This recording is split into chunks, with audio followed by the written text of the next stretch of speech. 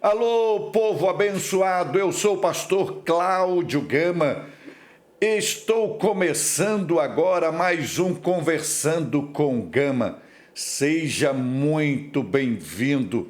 Você é uma pessoa muito especial e nos motiva a cada dia fazer o Conversando com o Gama. Quero também convidá-lo a fazer parte da família do Ministério do Pastor Cláudio Gama. E é possível você se inscrevendo no meu canal, apertando o sininho, dando um like, convidando sua rede de amigos para estar juntamente aqui comigo no Conversando com Gama e em todas as mensagens que têm impactado vidas e proporcionado qualidade de vida com muita excelência através das ministrações, dos ensinos, das lições, das instruções que estão todas elas no meu canal no YouTube. Você sempre é o meu convidado especial. Hoje, Conversando com Gama, nós vamos tratar de um assunto muito delicado, ao mesmo tempo muito sério, que é o drama de milhares de pessoas. E quando recebe esse diagnóstico e ao exercer a fé cristã, muitas pessoas, baseado nesse diagnóstico, entram numa crise de fé, numa crise existencial, numa crise emocional, e muitos desses perdem o controle da sua história de vida. Hoje nós vamos estar falando sobre o câncer. Como lidar com o câncer e a fé cristã. É a temática de hoje no Conversando com Gama. E para tratar deste tema, o câncer e a fé cristã, como lidar com isto ao mesmo tempo, eu recebo hoje aqui com muita honra, com muita alegria, ele que é um paciente oncológico há 9 anos, pastor evangélico, escritor, conferencista, professor, uma pessoa formada, mas que há 9 anos foi diagnosticada com câncer. E hoje ele é meu convidado especial e vai bater esse papo aqui comigo. Eu estou me referindo ao pastor David Kennedy. David Kennedy, seja bem-vindo no Conversando com Gama. Muito obrigado. E tem uma questão, o senhor falou que eu sou pastor, escritor, conferencista, só que o título que eu mais recebi a vida inteira o senhor não falou, que é o de filho do pastor Cláudio Gama. Esse é o título que eu mais recebi. Gaminha, coisa mais. Eu agradeço. Como o senhor falou, a gente está aí há 9 anos batalhando nisso. Não sou médico, então não estou aqui para poder falar do câncer de uma forma científica, de uma forma medicinal, mas a gente está nessa batalha aí, nesse tempo, nesse período, passando por várias fases da nossa vida juntos, e nós temos visto e vivido questões relacionadas a isso. Até em alguns livros do senhor, o senhor relata isso, mas eu acho que vai ser uma oportunidade legal para a maioria das pessoas que só ouviram isso do senhor através das viagens, através das ministrações ou através do livro, terem uma oportunidade de perceber isso no nosso íntimo, como isso se relaciona com a gente, na nossa família, no nosso dia a dia e principalmente na nossa fé. Então eu agradeço a oportunidade da gente poder falar um pouco sobre isso hoje. Você que é uma pessoa criada no Evangelho, consagrada ao Deus do céu desde o ventre, para o uso exclusivo do Senhor, e aos 21 anos, quando está entrando na carreira profissional, é diagnosticado com câncer no rim. O que esse diagnóstico gerou de impacto na sua vida? Isso tanto no aspecto humano, pessoal, e também no seu aspecto espiritual. O lado humano, o lado espiritual. Como você recebeu esta notícia? Qual foi o impacto para você conviver com esta novidade, com esse diagnóstico do câncer? Então, eu divido essa questão do câncer, para mim, em 3 etapas. Porque foram 3 momentos distintos em que eu tive que lidar com isso. E foram 3 momentos distintos, não só em relação à enfermidade, como em relação à minha vida. Então, a primeira etapa é justamente esse primeiro momento em que ela aparece, quando eu tinha acabado de completar, se eu não me engano, 21 anos. Tinha acabado de completar 21 anos. Ali, o primeiro sinal foi 30 de outubro de 2013. 30 de outubro de 2013 foi o primeiro sinal, que eu fiz a cirurgia em 2014, já em fevereiro de 2014. Depois, ali no final de 2018, setembro de 2018, que é quando ela volta, e aí no dia 31 de outubro eu estou namorando, mas não é o compromisso que nós cristãos entendemos como essencial, que é o de casado, mas eu estou nesse processo de namoro, mas na faculdade, estudando, correndo atrás de um futuro. O segundo período, final de 2018, que é quando eu já estou casado, formado e construindo a vida fora do país, tentando construir a vida fora do país. E agora, final de 2021, setembro de 21, que além de casado, eu tenho um filho e a gente está ali durante a pandemia. Então, são 3 momentos diferentes e que me impactaram de forma diferente. Cada momento foi único, cada momento foi específico. Hoje, o primeiro momento, que foi ali quando eu tinha 21 anos, ele tem mais significado do que teve naquele período. Porque você viver a história é diferente de você analisar a história. Então, quando aquilo aconteceu, eu tive uma postura, aquilo teve um impacto, mas como eu falei, eu já não era tão compromissado como nas outras vezes. Eu não tinha família no sentido de ser casado, não tinha família no sentido de ser pai. Eu estava começando os ideais de vida. É lógico que desde cedo, não só criado na igreja, mas estudei, fiz cursos, me capacitei e tinha uma perspectiva profissional, ao qual eu estudava, sou bacharel em engenharia mecânica. Então eu tinha uma perspectiva de futuro, já era formado em inglês, estava estudando italiano. Então eu tinha uma ideia de para onde eu queria ir. E quando o câncer vem, eu lembro que quando eu precisei ser internado foi muito interessante, que eu tinha me inscrito para um estágio numa das maiores, se não a maior empresa de produtos hospitalares que nós temos aqui na região. A gente está falando aqui no estado do Rio de Janeiro. Então, é uma empresa multinacional, ela é uma empresa alemã, mas talvez de produtos hospitalares seja a maior do estado do Rio de Janeiro aqui. E eu tinha me inscrito, fiz as provas, fiz os testes, fui para lá, passei na Dynamic Grupo e aí eu recebi uma ligação dizendo que o último estágio que faltava era entrevista com o engenheiro.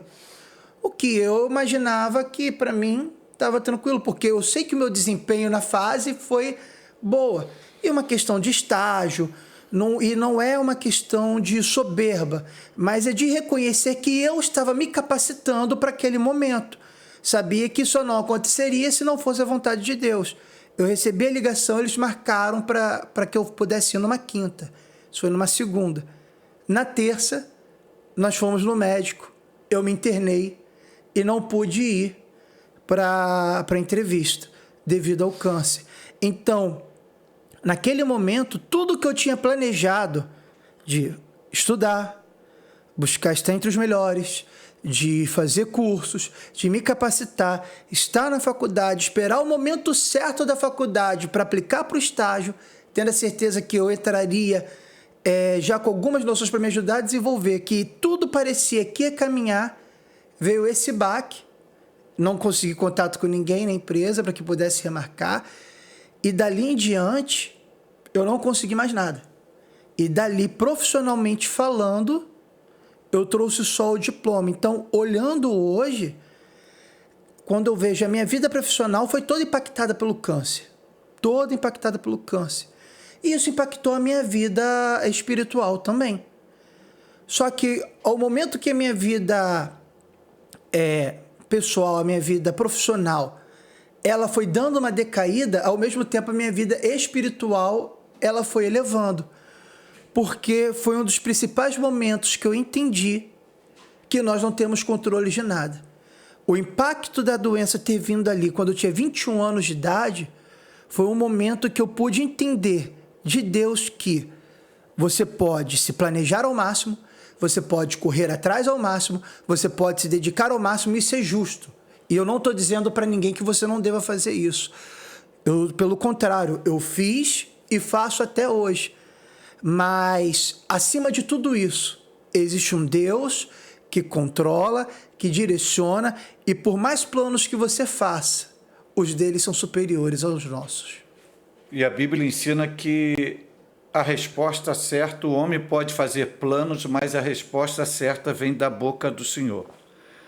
Tá, você, volta à tecla, você criado no Evangelho, procurou e construiu uma história de vida em pureza, procurando honrar os princípios éticos, morais, espirituais, sociais e espirituais que a Bíblia ensina, cultivou toda a sua vida com os princípios do Evangelho, com os princípios bíblicos. E de repente é surpreendido com uma notícia que está diagnosticado de um câncer. E você vem exercendo esta fé em Deus. No momento que descobre este câncer, como que você passa a enxergar Deus nisto? Criei minha vida toda no Evangelho. E como é que Deus permite isto? Por que Deus deixou isto acontecer em mim, já que minha vida social está toda abortada pelo câncer? E se eu me dediquei exclusivamente a Deus, e agora na hora que eu estou com a força jovem, sou totalmente atingido com esse câncer? Como é que você passou a enxergar Deus nesta situação? Então, aí é uma questão que eu falei onde eu divido em 3 etapas, porque cada vez que o câncer retornou, nesse ponto para mim foi pior. E isso vai da humanidade. Isso eu falo pela minha humanidade, isso eu não tenho vergonha de esconder. Porque no primeiro momento em que ela vem, eu lembro que a maior dor que eu senti naquele período, se eu for olhar em tudo isso, foi no dia anterior a gente internar, que nós nos reunimos em casa, estava eu, o senhor, mãe e a Laura, minha irmã, e nós nos ajoelhamos em volta da cama, Minto, foi 2 dias antes, o dia anterior a gente já fez a oração lá em cima, foi 2 dias antes do internar. E eu deitei no chão e eu observei vocês ali. E ali me doeu porque eu sabia que eu estava indo para o hospital sem perspectiva. Eu estava indo para o hospital já com uma ideia que os médicos falaram: você está com uma situação muito ruim, não deram o diagnóstico. Eu já tinha visto que o rim estava necrosando. O meu rim, para a gente não falar de uma forma feia, ele estava se desfazendo e saindo pela minha urina. porque eu estava colocando muitas coisas para fora, eu tinha dificuldade de ir ao banheiro, porque a urina não saía, porque ficava algo no caminho da uretra impedindo, então eu tinha que beber mais água, eu sentia muitas dores de dezembro, que foi quando eu tive a minha segunda crise, a primeira em outubro e dezembro, que aí a crise começou em dezembro e não parou até fevereiro, que eu fui hospitalizado. Foram 2 meses ali de muitas dores, mas o pior momento que eu tive ali foi quando eu olhei, vi vocês, vi o senhor chorando, a mãe chorando ali, e eu falei, cara, poxa, vai ser muito ruim para os meus pais seguirem a vida perdendo um filho com 21 anos de idade. Só que eu entendia que Deus estava no controle, porque ali a dor seria maior para vocês do que para mim, porque eu conseguia entender que se Deus decidisse me recolher naquele momento, eu estaria melhor que vocês. Porque eu cria e ainda creio na minha salvação. Quando ela vem a segunda vez, o impacto para mim ainda foi pior. Porque, como eu falei, em 21 eu não tinha vida formada. Eu estava no processo de construção de vida.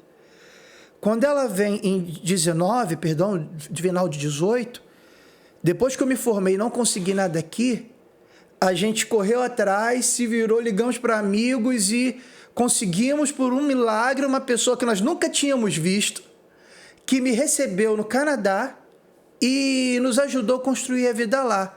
E com 1 ano morando no Canadá, eu e minha esposa tínhamos emprego, coisa que nós não tínhamos conseguido aqui esse tempo todo.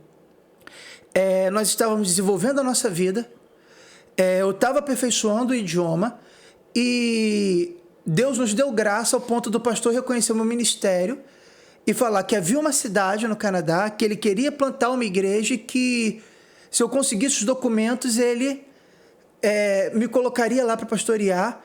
Nós oramos, eu consegui os documentos, ficaria legalizado no país, teria uma igreja, continuaria estudando lá, uma formação, então eu estava com a vida encaminhada, algo que, depois que eu casei, eu procurei a minha vida inteira e que eu não consegui. Vim para cá, fazer os exames, ia completar 5 anos, então era, em teoria, o último exame do controle, o câncer retorna, temos a notícia que o câncer retorna e no dia seguinte eu recebo a notícia que minha esposa está grávida. Então, todos os planos, todos os sonhos, tudo aquilo que tinha sido encaminhado, Deus desfaz. E aí agora eu tenho uma esposa grávida, eu tenho planos frustrados e a minha vontade, o meu coração era permanecer lá, só que eu tinha que me cuidar aqui. E aí me doeu mais saber que agora não era só mais os meus pais, porque eu estava partindo, mas vocês tinham a minha irmã. É claro que a dor seguiria, a saudade seguiria, mas vocês ainda teriam um filho. Agora eu estaria deixando um filho sem pai e estaria deixando a minha esposa grávida e com a chance de perder o marido no meio da gestação e talvez, dependendo, perder até o filho devido ao impacto da doença. Passamos por aquilo, operei, já tinha removido o rim, removi o pulmão, que foi a segunda metástase. E aí, 2021 foi mais impactante porque meu filho nasceu, pandemia, e a mesma questão, não consegue emprego, não consegue nada, tenta e fecha tudo, e a gente não desenvolve. E eu me inscrevo num curso, consigo uma bolsa de $10 mil para estudar na Filadélfia. Falei, cara, é o momento, chegou o momento de Deus, é a oportunidade, agora nós vamos. Poxa, meu filho está aí com 2 anos de idade, a minha esposa, vai ser esse momento que nós vamos desenvolver. E o câncer volta em 4 lugares. Aí esse momento, para responder aquilo que foi perguntado, foi o pior momento que eu tive do câncer até agora. Foi quando eu vi que ele voltou e voltou pior. E o senhor sabe que eu e meu filho, nós somos muito agarrados, meu filho é muito agarrado a mim. Inclusive, semana passada eu passei internado devido ao câncer. Então, foi a primeira vez que a gente ficou uma semana distante, eu no hospital, e eu tenho visto sinais dele durante essa semana, da falta que ele sentiu. E quando eu olhei para aquilo, minha mãe chorando, o senhor estava viajando, e eu tinha que contar aquilo, Eu contei pra Gabi, minha esposa, eu contei pra mãe, e elas mudaram. Eu lembro que eu entrei dentro do banheiro, virei pra Deus, falei, chorando, falei, Senhor, se o Senhor queria me quebrar, o Senhor conseguiu. Se o seu objetivo era me transformar em pó, parabéns, o Senhor conseguiu. Eu sei que eu estou errado, entendeu bem? Eu sei que eu falei errado, mas no momento a humanidade falou mais alto. E eu lembro que eu falei para Deus assim, algo que minha mãe sempre falou muito comigo. E o Senhor e a mãe me criaram dentro da igreja, no caminho evangélico. Sempre me deram a liberdade de escolha. Vocês me criaram, a igreja, isso é o certo e tal. Mas se eu não quisesse ir, vocês não me formavam, vocês falavam, você sabe qual é o caminho, você sabe qual a escolha é sua. Você sabe que existe um preço, existe uma decisão. Então, eu tive a liberdade de escolher ser cristão. Eu não fui forçado a ser cristão. Vocês não me formaram a isso. Vocês me ensinaram, me deram a liberdade. Eu lembro que algo que a mãe sempre falava era do cuidado de Deus. Eu olhei para Deus e falei, Senhor, eu sempre criei que o Senhor tinha um carinho especial comigo. E aí o Espírito Santo falou comigo. Eu literalmente ouvi a voz de Deus falar comigo assim, sim, e daí?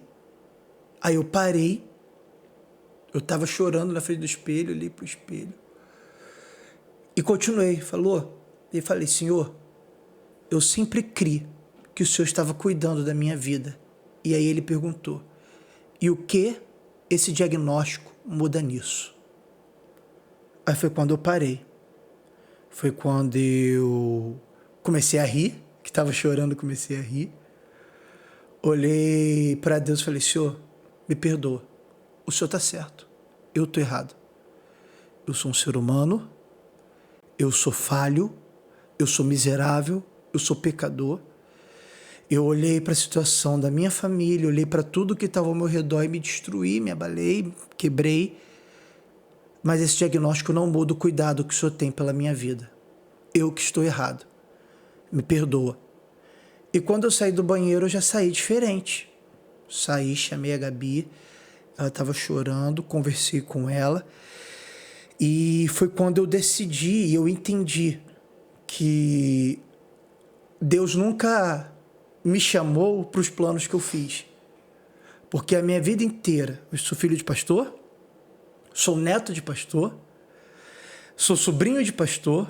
Então, quando o senhor casou, seu sogro era um pastor, depois o senhor se tornou pastor, depois o seu pai se tornou pastor, irmãos seus se tornaram pastor, por caminhos diferentes, meios diferentes, igrejas diferentes, mas um chamado. Então, se era algo que eu nunca quis, era ser pastor.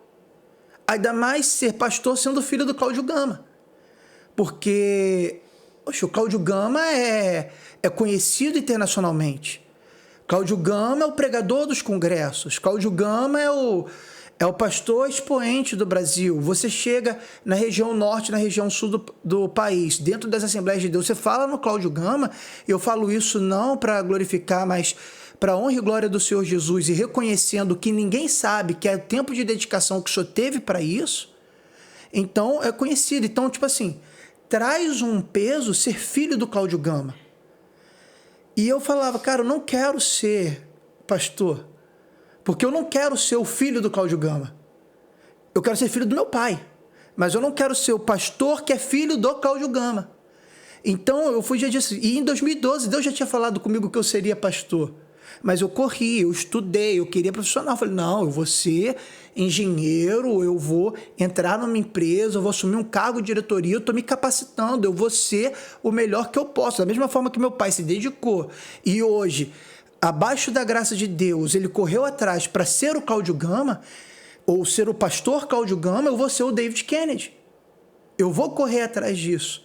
E quando eu tive esse último baque, eu entendi que Deus não me chamou para ser David Kennedy. Deus me chamou para ser pastor. Ele me chamou para ser o pastor David Kennedy.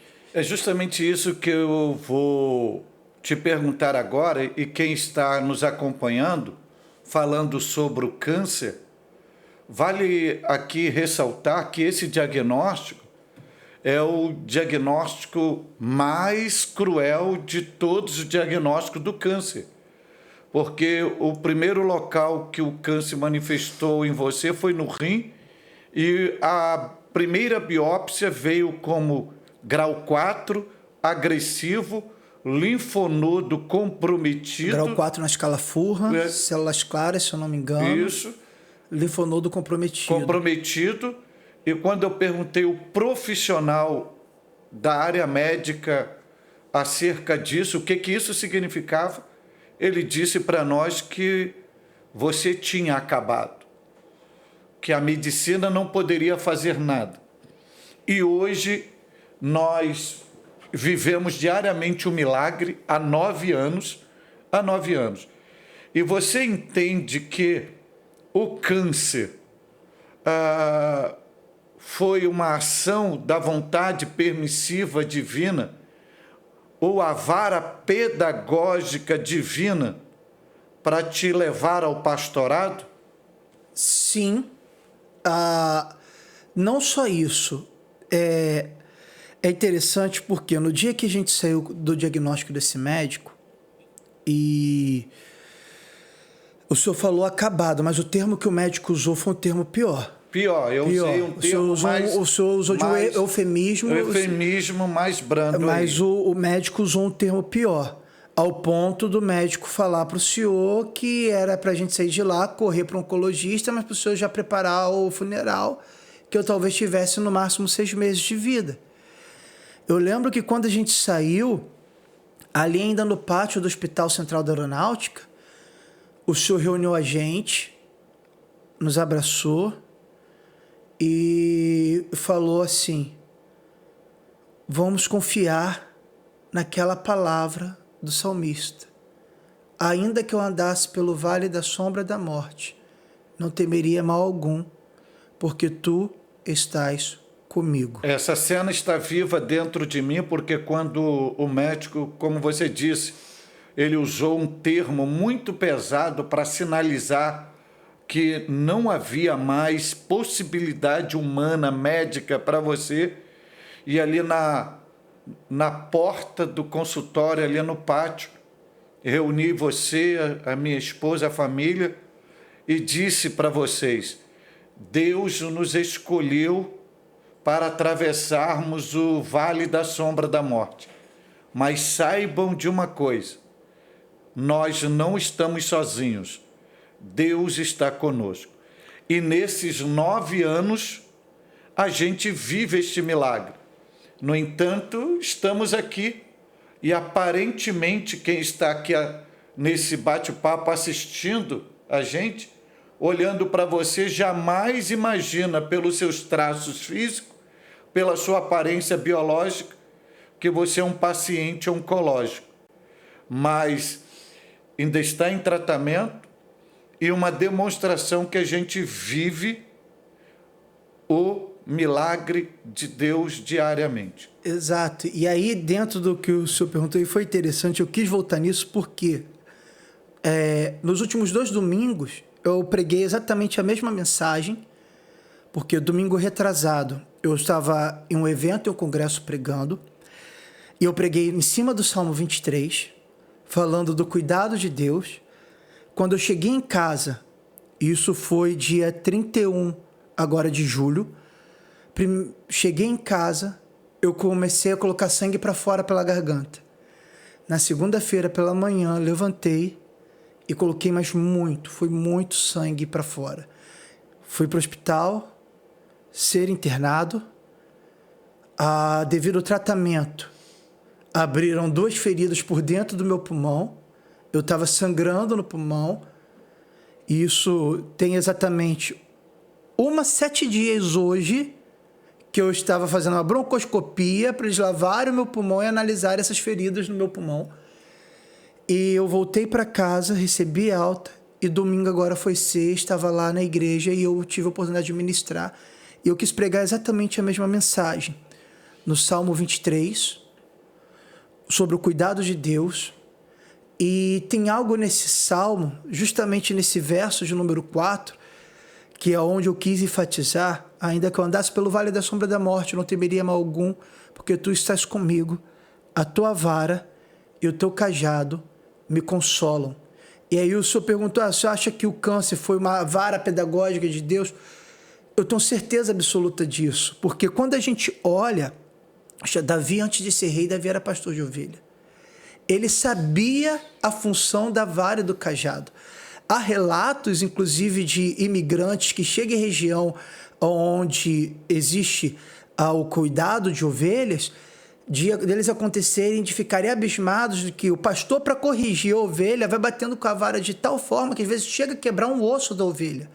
E eles ficarem horrorizados com aquilo. Poxa, como que ele está fazendo isso, quebrando o osso da ovelha? E depois ele vai lá, enfaixa, cuida, trata aquela ovelha. Aí você pensa o seguinte, poxa, a vara e o cajado é um instrumento de punição. Vara e cajado é um instrumento de correção. A vara e o cajado é o que faz com que a ovelha ande na linha, é o que ele usa para bater, o que ele usa para puxar, o que ele usa para tirar ela do eixo, para que ela não se perca. E o salmista vai dizer que aquilo é o consolo dele. E aí você vai lendo, você vai entender que ao mesmo tempo que aquela vara e aquele cajado é punição, se não é a vara e o cajado, ela cai no abismo. Se não é a vara e o cajado, ela pisa nos espinhos. Se não é a vara e o cajado, o predador, o inimigo chega e traga elas. Então, o que acontece? A vara e o cajado, que para a ovelha soa como uma correção, é o método do pastor proteger as ovelhas. Eu até falei, a Bíblia chega a dizer que o inimigo das nossas almas anda ao nosso derredor, rugindo como leão, buscando aqueles que possam tragar, mas ele não nos toca, ele não consegue tocar em nós, porque do nosso lado está o pastor, com a vara e o cajado, nos tirando do inimigo, afastando o inimigo. Então, esse momento, esse Salmo de número 23 e essa questão do Salmo 24 que nós temos vivido, tem sido muito impactante, porque ela fez entender que esse momento de dor, esse momento de sofrimento, esse momento que é ruim, não é fácil, que é algo, por exemplo, que o senhor não sabe, mas ontem eu estava com a minha pressão a 17, porque só ontem que eu acho que a ficha de tudo foi cair, que tudo que passou aconteceu, então eu estava com os meus pés encurvando, todo tenso, deu uma crise de nervoso, ansiedade, minha pressão foi lá em cima, eu muito estressado, e o que me acalmou, o que fez eu me acalmar, foi quando eu entrei no banho, comecei a louvar, saí do banho, reuni a Gabi, reuni o Isaac, meu filho, fizemos um culto, e eu fui me acalmando, e eu fui entendendo que é difícil, é complicado muito, só que eu não sei o que está longe de mim, quem sabe é o pastor. Então, enquanto está aquela dor da vara, aquela dor do cajado, eu sei que existe uma morte pior do lado de fora, e ele está me protegendo disso. Interessante esse testemunho de fé, porque isso vem promover um bálsamo, um refrigério, uma motivação para aquelas pessoas que estão nos assistindo nesse momento e que foram diagnosticados com essa enfermidade tão covarde, tão cruel, e mostrando que a fé, por mais que a enfermidade seja covarde e cruel, mas quando a fé é fundamentada no Cristo vivo, independente da força da enfermidade cancerígena, a fé é inabalável. Falando na fé inabalável, quando foi diagnosticado esse processo todo, esses 9 anos, como você percebeu o exercício da fé dos seus pais? Então, é muito interessante porque nós somos pessoas completamente diferentes. Nós temos estruturas emocionais diferentes, nós temos pensamentos diferentes, e por mais que nós tenhamos convivido juntos durante 28 anos, praticamente 29, até porque 28, vamos botar ali os 2 anos que a gente morou distante e tal. Então, 28 anos, Porque, como eu falei, devido às dificuldades, foi o Senhor que me acolheu com a minha família, então, principalmente durante todo esse momento a gente morava junto, nós nos tornamos pessoas que reagem de forma diferente. Então, nós somos parecidos no sentido que a gente consegue se estressar com muita facilidade. Só que eu tenho um domínio próprio maior, que é o que minha mãe tem. O senhor já tem desenvolvido muito isso, principalmente depois do câncer que foi tendendo. Então, as pessoas não sabem, as pessoas não conhecem, as pessoas veem o Cláudio Gama pregando e não sabem o que está por trás do Cláudio Gama. A dor, o sofrimento, as lutas, as lágrimas. Aí o pessoal vê o senhor chegar na igreja com aquele externo compridão, aquelas blusas coloridas, o cabelo repartidinho militar, não sabe como que o senhor anda dentro de casa, jogado pelo chão, chorando, clamando, pedindo a Deus uma resposta para poder tentar entender e tentar passar por isso. É engraçado, eu estava falando com a Gabi. O senhor e tio Ruzi tem uma situação muito parecida, que quando a situação vem, parece que automaticamente o cabelo de vocês arrepia. Pode estar penteado, pode estar com gel, na hora parece que o cabelo de vocês muda, dobra o tamanho. E as pessoas não sabem isso. Só que o mais interessante é que a gente passando por esse momento de dor, a gente passando por esse momento de sofrimento, o senhor sem força, tinha dias que o senhor passava o dia inteiro deitado, sem força de sair da cama, só se levantava para tomar um banho, botar a roupa e pregar. Chegava lá, pregava, pessoas aceitavam Jesus, pessoas eram curadas, pessoas tinham vidas transformadas. Chegava em casa, o diagnóstico estava lá, o câncer estava lá, eu às vezes deitado em cima da cama, eu às vezes sentindo dores, e o senhor chegava e chorava. Poxa, acabei de ser canal de Deus, para através da minha vida, vidas serem libertas, vidas serem curadas, vidas serem transformadas, e eu chegar aqui, eu precisava somente de um milagre. E estava lá. E no outro dia, pregava, viagem, toda viagem, você chegava e me deixa, quer que eu cancele? Quer que eu fique? Eu cancelo, eu ligo para lá, eles estão cientes, falavam que não. A obra de Deus não para por causa de mim. Se o senhor ficar aqui, não tem nada que o senhor vai poder fazer. Eu estou doente, o câncer está dentro de mim, o senhor ficar aqui, o senhor não vai tirar. O senhor não vai parar a minha dor. Enquanto o senhor está viajando, tem pessoas sendo alcançadas, tem vidas sendo transformadas.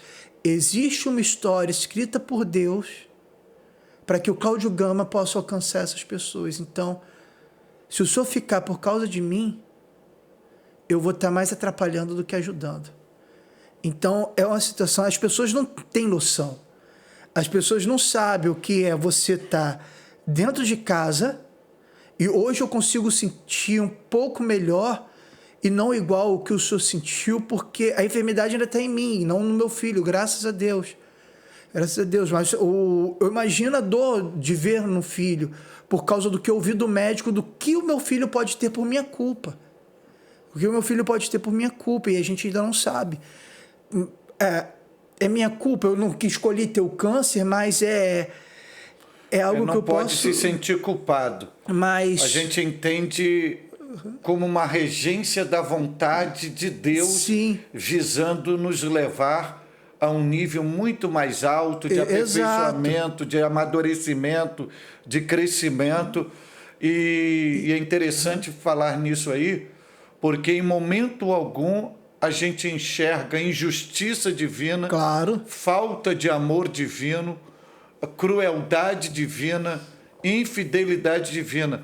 Pelo contrário, enxergamos Deus investindo em nós, Deus acreditando em nós, Deus olhando para nós e vendo a gente sendo uma pessoa muito especial, fala assim, olha, eu acredito tanto em vocês, eu invisto, eu eu acredito na fé de vocês e na potencialidade de vocês, que eu vou permitir este câncer para mostrar a essência de vocês, porque eu acredito em vocês. Eu enxergo desta forma. Exato. Eu falo com culpa, não no sentido que me sinto culpado, é porque quando eu tive dessa última vez, o médico falou que eu posso ser portador de uma síndrome genética, que alguém muito novo, com cânceres tão agressivo, e numa metástase assim, dessa forma, eu devo ser portador de alguma mutação genética que eu vou ter que, primeiro, o tratamento, para tentar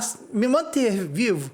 Fazendo o tratamento, estabilizando, vamos investigar, porque se eu sou portador, eu passo isso para o meu filho. Então, tipo assim, a questão é, só de imaginar, e eu estou falando no campo hipotético, por mais que eu tenha fé, que caso eu seja portador disso, eu tenho fé de que isso não irá para o meu filho, e a fé é o firme fundamento daquilo que não se vê, é a certeza do que se espera, eu tenho essa fé, deixando que caso aconteça, isso não muda o meu relacionamento com Deus, mas até eu ter a palavra do homem, a minha fé permanece, eu imagino quão pior, e o meu campo hipotético, você literalmente vê isso. Vê isso. Então, porque no fato da enfermidade estar em mim, e eu não poder, às vezes, atender o meu filho como eu quero, atender a minha esposa como eu quero, por causa da dificuldade que o câncer me impõe, é ruim. Então você vê isso no filho e as pessoas não têm noção da forma que o senhor saía de casa, da forma que o senhor chegava nos locais, da forma que o senhor voltava para casa, que no outro dia o senhor recebia ligação, pastor, mas foi uma bênção, o senhor não tem noção, mas aqui aconteceu isso, tinha pessoas aqui que estavam enfermas há não sei quanto tempo, pessoas que estavam não sei o quê, e foram curadas na ministração que o senhor fez ontem, na oração que o senhor fez ontem, transformadas e tal, e tal, e tal, e as pessoas não sabem disso, e dentro de casa, a gente lá, doendo, sofrendo, e dentro do que o senhor falou, eu lembro de algo que, eu tenho certeza que o senhor lembra disso, isso foi já na noite, esse foi realmente na noite de ir para o hospital, que o senhor perguntou para mim, desde amanhã a gente vai para o hospital, você está preparado? Estou. Se o médico falar que é algo muito grave, você está preparado? Estou. Se o médico falar que é cirurgia, você está preparado? Estou. E se Deus decidir te recolher? Você falou, se tiver que passar por uma química, por uma rádio, você está preparado? Estou. E se chegar no último caso, Deus decidir te recolher? Eu falei, pai, eu estou preparado. Porque a gente não sabe o que estava na mente de Deus quando ele decidiu virar para Abraão e pedir o filho. A gente sabe o que Deus revelou, mas a gente não sabe. E Abraão muito menos sabia o que Deus via nele para poder virar para ele e falar, ó, me dá seu filho. A gente não sabe o que estava na mente de Deus, no interior de Deus, quando ele decide Jó passar por tudo que passou. E Jó não sabia, e talvez não tenha passado sem saber, o que Deus via nele para permitir ele passar por tudo aquilo. Foi quando eu falei, a gente não sabe o que Deus vê na gente. Existem bilhões de pessoas no mundo. Bilhões de pessoas no mundo. E Deus olhou para a gente, escolheu a gente para passar por isso. É porque ele vê em nós algo que nós não enxergamos. Então, deixa-se cumprir o que ele quer. Então, não ore. E eu lembro que eu falei isso, não ore para que eu não venha passar por cirurgia. Não ore para que eu não venha ficar internado. E muito menos não ore para que Deus não venha me levar. Porque a gente não sabe qual é o propósito de Deus. Ore para que se cumpra a vontade de Deus. E é o que a gente tem vivido. E haja vista que diante dessa experiência, e tanto como pai, como homem, como pastor, como família, você é a própria testemunha ocular que em momento algum nós confrontamos Deus, em momento algum eu questionei Deus, por quê? Por que logo comigo? Cadê Deus? Nada. A minha oração era, para quê? Onde queres me levar? O que queres me ensinar? O que queres produzir em mim com esta experiência. Então, em momento algum, saiu dos nossos lábios murmuração, reclamação, questionamento.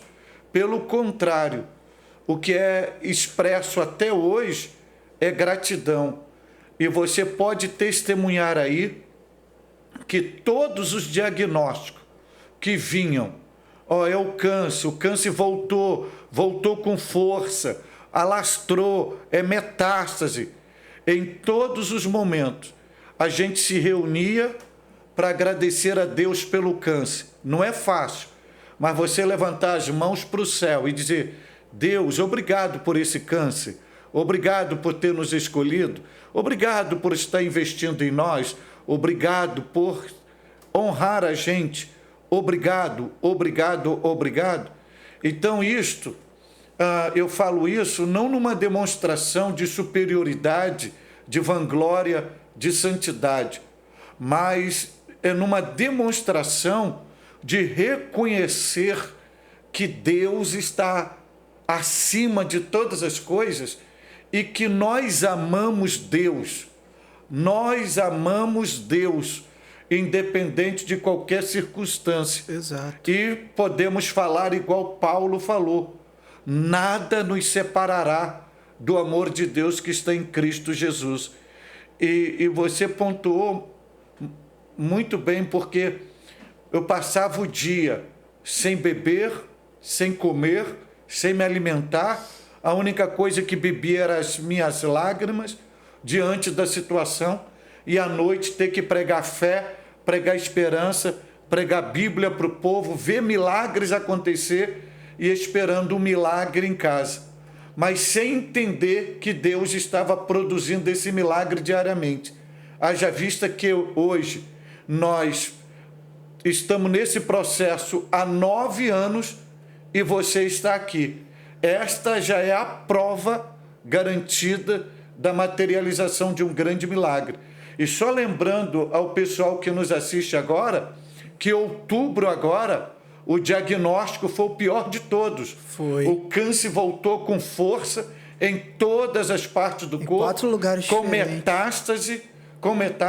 Os médicos entregaram os pontos e disseram: vamos só dar um tratamento. E quando foi em dezembro, já veio um resultado favorável.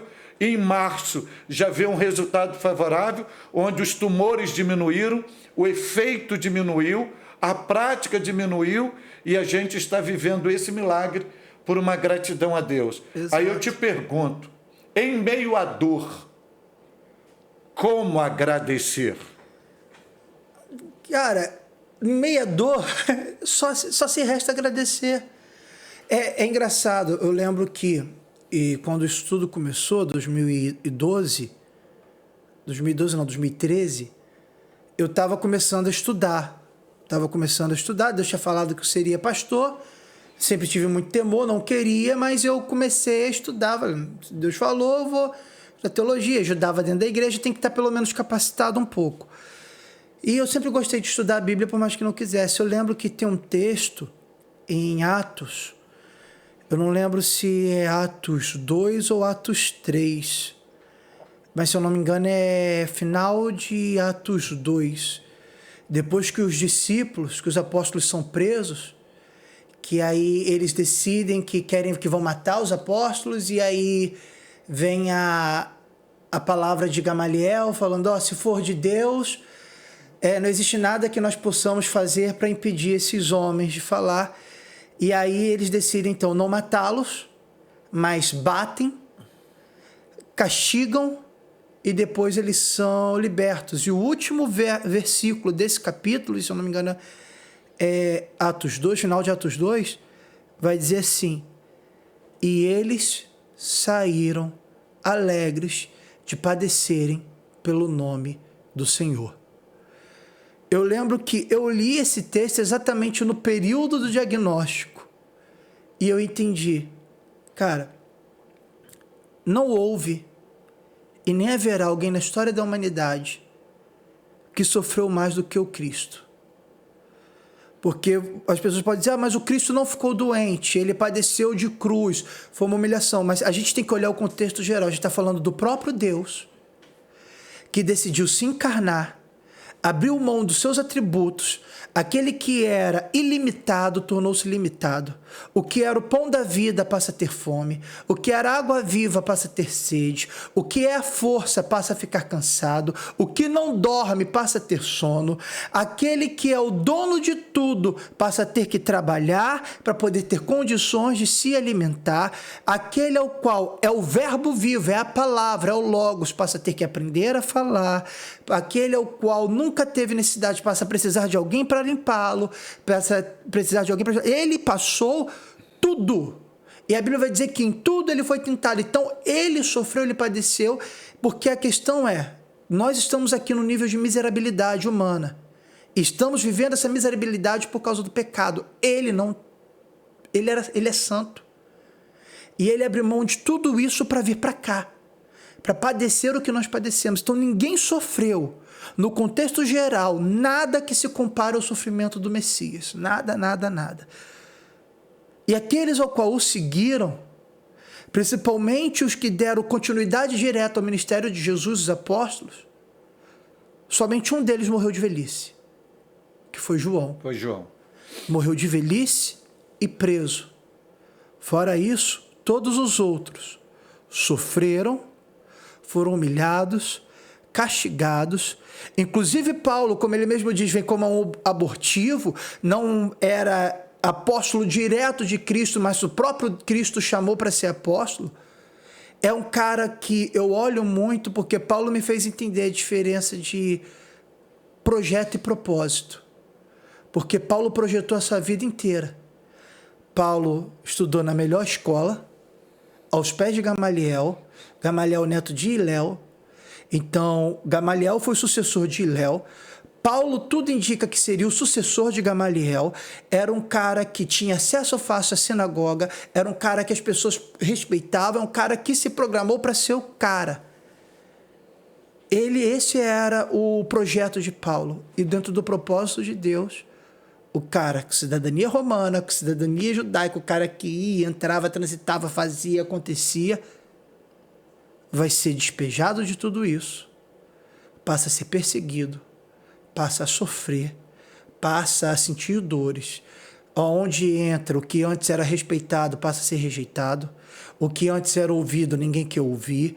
O que antes era o cara, todo mundo menospreza. Aquele ao qual tinha tudo passa a ter nada, e ele passa a viver preso, viver pedindo ajuda, tendo que se virar e dizendo que a alegria dele está no Senhor, que a força dele está no Senhor, que se ele tiver que passar bonança, ele passa, mas se ele tiver que passar fome, ele passa. Se ele tiver que estar saudável, ele fica, mas se tiver que ficar doente, ele fica. Se ele tiver que estar alegre, ele fica alegre, mas se ele tiver que ficar triste, ele fica triste, porque para ele não importa isso aqui. Porque o que para ele importa é Cristo. É Cristo. E a alegria dele é Cristo. Tudo ele pode passar por tudo isso em Cristo. O que acontece ao seu redor não muda o que ele é, porque ele é um servo do Senhor.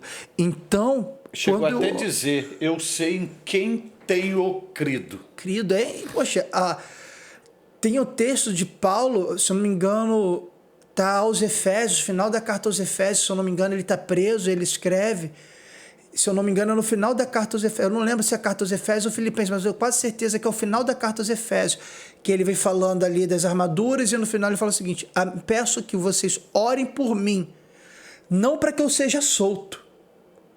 Eu não quero que vocês orem por mim para que a justiça seja feita a meu favor, eu quero que vocês orem por mim, para que, enquanto eu ainda esteja preso, haja palavras de liberdade na minha boca e eu possa ser embaixador em cadeias. Ou seja, não me interessa onde eu estou, não me interessa o que eu estou vivendo. O que importa é que no meu ser a presença de Deus não falte, porque se eu estiver preso, seja fisicamente, se eu estiver preso emocionalmente, se eu estiver preso numa doença, isso não me interessa. O meu espírito está livre em Deus.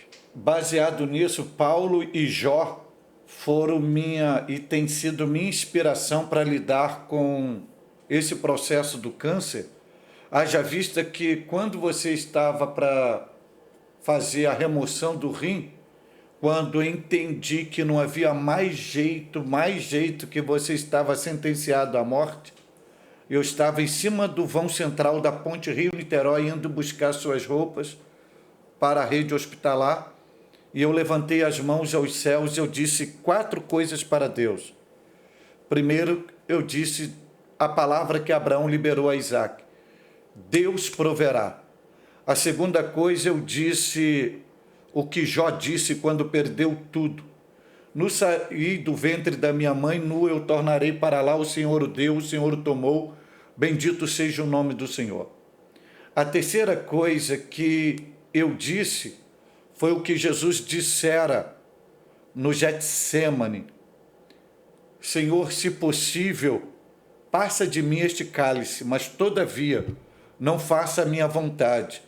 Eu me rendo à tua vontade, eu abro mão de toda a minha vontade e me submeto plenamente à tua vontade.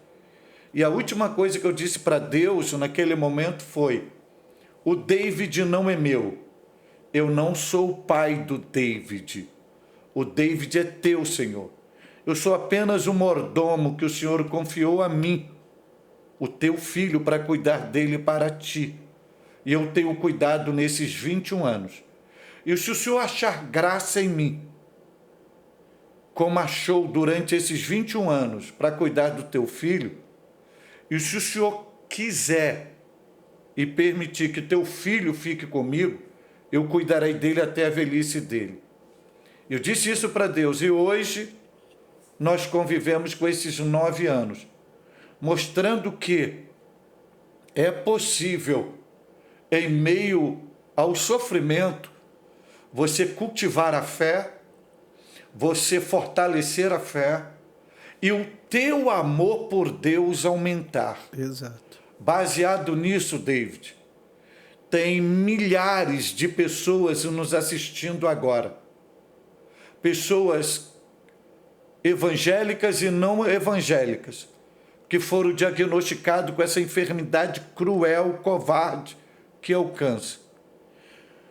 Por toda a experiência que você tem vivido com esta enfermidade, que conselho você dá para essas pessoas que nos assistem agora? Eu aprendi que existem 2 formas de se ver a vida. Apenas 2. Ou você usa a dor para te fortalecer, ou você deixa a dor te matar. E isso vale para tudo. Então... Ou seja, repete isso aí. Ou você usa a dor para te fortalecer, ou você permite que a dor venha te matar. Tanto que eu estou escrevendo aos poucos sobre todo esse momento, e o tema do livro que eu tenho... Ou seja, vai sair um livro sobre isto? Eu tô escrevendo, eu estou fazendo ali com calma, e o nome do livro é Não Morra para o Câncer. Porque eu entendi que eu posso morrer de câncer, mas eu não posso morrer para o câncer. Então, se quando a doença a pessoa pode morrer diagnosticada do câncer, mas jamais poderá morrer para o câncer. Para o câncer. É isso? Exato. Porque o que acontece? O câncer é uma doença física. Tá? O câncer, você, querendo ou não, ele vai corroendo o seu corpo. Mas o câncer não tem poder de corroer a sua mente. O câncer não tem poder de corroer as suas emoções. O câncer não tem poder de corroer a sua fé, a não ser que você deixe. A não ser que você permita isso acontecer. É fácil? Não é. Como eu falei, ontem me deu uma crise de ansiedade, veio, mas eu tinha 2 opções. Ou eu entro naquela crise, começo a chorar, ou eu levanto, olho, aquieta minha alma, faz meu coração ouvir. Busca a graça e é abastecido pela graça de Deus. Porque te abates, ó minha alma, espera em Deus, confia nele, pois ainda o louvarei. E começa a correr atrás dele. Tem um louvor do Paulo César Baruch, que ele é lindo, e o coro dele é assim: Ele continua sendo bom, Ele continua sendo Deus, Ele continua sendo bom, Ele continua sendo Deus. Então, independente de qualquer coisa, Ele será sempre bom, Ele será sempre Deus. Então, tudo vai depender da forma como eu vou reagir nisso. Eu parei com isso, e aí para vocês que estão me ouvindo, a querer comparar dor, porque as pessoas tendem a olhar e falar, poxa, mas a dor, olha só, sei o que. Eu falei, gente, eu passei a entender que não existe um termômetro para dor. Eu estou passando aquilo que eu aguento suportar. Talvez quem está me ouvindo não consiga, não esteja passando pelo câncer, mas esteja numa depressão, num problema familiar, e ela esteja dizendo, cara, eu entendo que a sua dor é verdadeira, a sua dor é real, porque Deus não dá prova maior do que cada um possa suportar. Antes ele dá a prova com o livramento. Então não existe termômetro de dor. O que existe é a dor. E existe o que eu faço com essa dor. Eu pego a dor e uso ela como um fertilizante, algo que, cara, eu estou passando por isso. Só que existem pessoas que estão passando iguais. E no momento que eu estou ali me mantendo firme, essas pessoas vão olhar e vão falar, cara, tá vendo? É possível ter uma saída. É possível ter uma esperança. É possível viver. Porque eu não estou sobrevivendo. Eu estou vivendo. A doença está ali, tá? A gente está falando aqui, tem nódulos contaminados no meu corpo? Tem. Falou, voltou em outubro, voltou pior, voltou em 4 lugares, diminuiu no último exame. Estava em 2, sendo que um deles já quase indetectável, nos outros 2 locais não encontravam mais, para a glória de Deus, mas a doença ainda está ali. Existe uma sentença de morte dentro do meu corpo. Mas eu não quero sobreviver, eu quero viver. Eu quero viver com Deus, eu quero viver com Cristo, eu quero viver com a minha família, eu quero viver fazendo aquilo que eu fui chamado para fazer. Então, o que é o câncer hoje para mim? O câncer é aquilo que me faz lembrar que eu posso viver. Que eu posso viver a Deus, que eu posso viver a minha família, que eu posso viver o meu chamado, que eu posso viver o ministério e que eu posso incentivar outras pessoas a continuarem vivendo. Agora, tem dia que eu não aguento sair de casa. Por causa do efeito do remédio, eu sinto dores, o meu corpo reage, eu fico ali e eu não consigo, meu filho às vezes quer ir no parquinho, eu não consigo levar, precisa de alguma coisa, eu não consigo fazer, eu ligo, pai, me socorre, compra alguma coisa para mim, eu vai lá que eu não consigo fazer, peço ajuda aos meus sogros, eu lá me ajuda e vou, peço pro meu tio e tal. Tem dia que eu não consigo, mas mesmo assim, naquele dia que a enfermidade me bota na cama, que eu não consigo levantar, que eu não consigo agir, ela para meu físico, mas somente meu físico. Eu tô lá com dor, mas a minha fé é fortalecida. A graça de Deus fluindo. Fluindo, porque é no momento que eu tô fraco que eu sei que eu sou forte. Amém. Que o poder de Deus vai se aperfeiçoando na fraqueza. David, estamos chegando no nosso horário. Poxa, que pena esse bate-papo tão bom, tão bom. E tenho certeza que tem ajudado e vai ajudar muita gente, muita gente.